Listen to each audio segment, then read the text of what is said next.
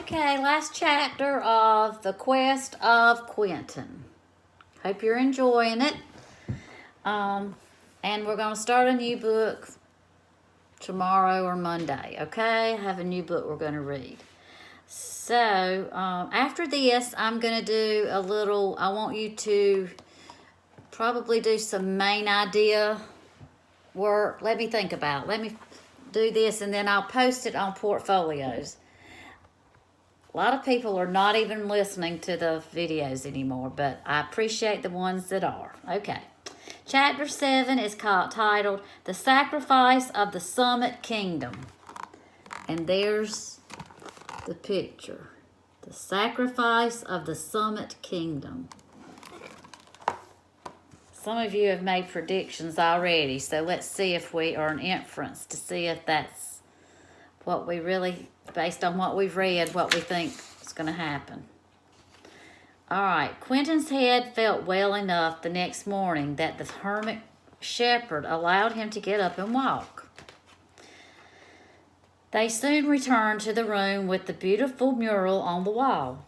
Through the upper window, Quentin could see the spreading smoke from the dark master's burning of the keep, but it did not yet conceal the great mountains from the hermit shepherd's house.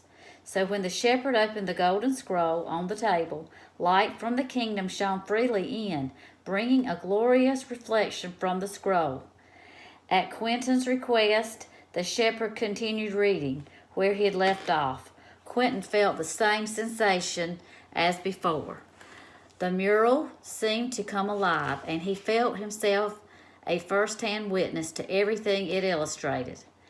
As the story continued, Quentin found himself back in the thick darkness of the land that had broken away from the Summit Kingdom. He found the man and the woman just as he had left them, bound in chains and forced into labor by the Dark Master. But this wasn't the end of the story. Even in that darkness, Quentin noticed glimmers of light descending all along the way from the High King's hand. These shimmering shards were like little rays of hope, speaking of a time when the High King would send a deliverer into the darkness, making a way for the people to return to the Summit Kingdom. Quentin interrupted the old man's reading. I thought you said no darkness can abide in the Summit Kingdom. How could the High King possibly bring anyone back if all humanity is chained by darkness? The shepherd only pointed to the next part of the mural. He continued reading from the scroll. In the mural, Quentin saw the High King with someone by his side, his son, the Prince of the Summit Kingdom. The High King instructed his prince to enter the darkness to free the people.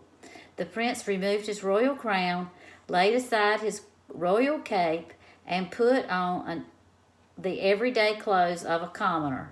Quentin stood amazed as he watched the prince willingly descend into the bleak darkness, leaving behind his grand and glorious throne. But the prince's descent into darkness didn't cause him to lose his light. Rather, he shone wherever he went, which caused the chains of humanity to be exposed as he passed by. Quentin easily identified with those people in shackles who turned away to hide their chains and who grumbled at the prince for exposing them. Then something happened that completely shocked Quentin. He saw the prince standing at the threshold of a great pit. Out of it came a horrifying howl. The hideous noises seemed to freeze the blood of Quentin's veins. At the edge of the pit, the prince held out his hands before a crowd of people. In one hand he held a radiant light, the other hand was empty. The people in the crowd began to pass before the prince. Some hurried by as they tried to conceal their chains, but others chose to lay their chains in the prince's open hand. The faces of those who did so suddenly looked like the prince's face, while the prince's face became like the face of whoever had just given up their chains. What's this? Quentin cried. How do their faces get exchanged like that? The prince is exchanging identities with them, the shepherd answered. For those who surrender their chains to him, he becomes who they are, and they become who he is. But what happens to those who don't surrender their chains? Again, the old man pointed to the mural and continued reading. Quentin noticed a great tremor that began to shake the entire land. The prince gripped tightly every chain that had been surrendered to him. Then suddenly, with certainty and purpose, he threw himself into the horrible pit. Quentin gasped in disbelief. Falling in also were all those people who'd hidden their chains from his sight. They shrieked and wailed as they and their chains were sucked into the pit's abysses. "The prince!" Quentin cried. He stood numb for a moment, then moaned, "Gone! The prince is gone!" "Yes, lad. For those who would accept his offer, the prince took their chains and died for them." Quentin felt tears streaming down his face again. As he continued staring at the mural, he noticed the people who remained in the picture. Those who had surrendered their chains to the prince. They were all weeping, mourning the prince. Quentin looked carefully from face to face, from person to person. He noticed each one was holding a glowing object.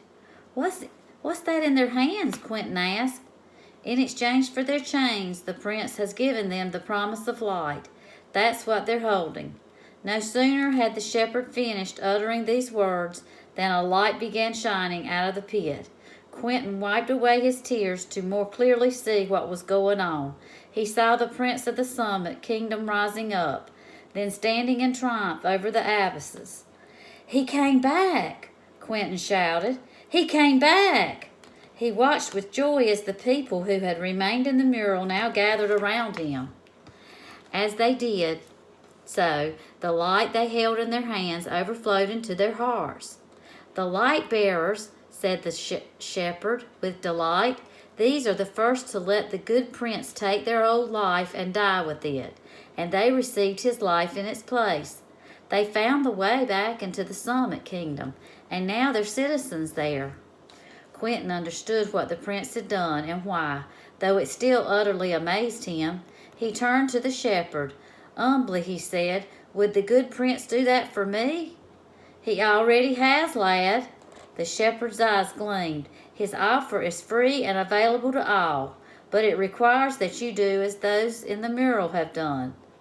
In that moment, Quentin realized he would never see the Summit Kingdom or have the High King's light if he continued hiding his chain.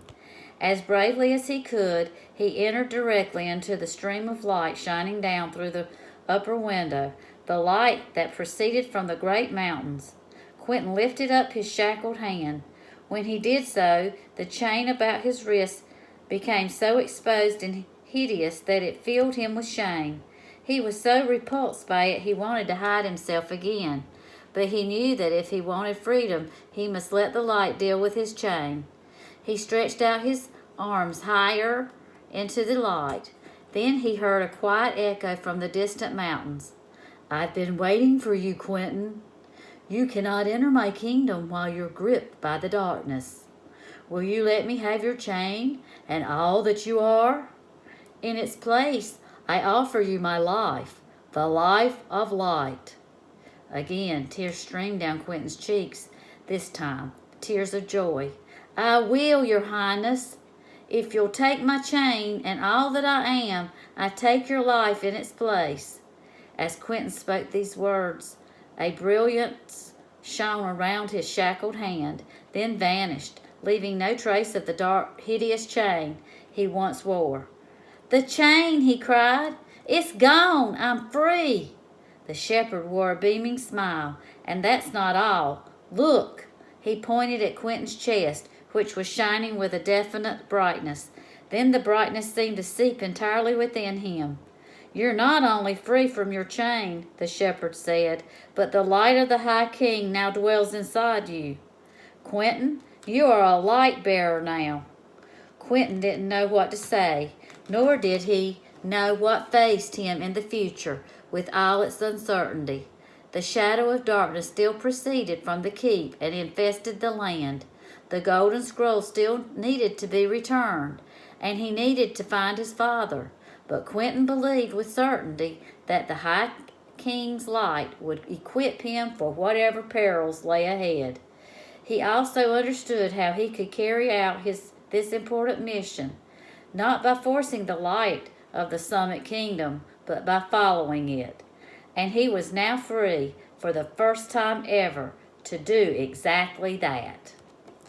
So, I want you to, this kind of sounds like maybe it could be carried on into another book, doesn't it?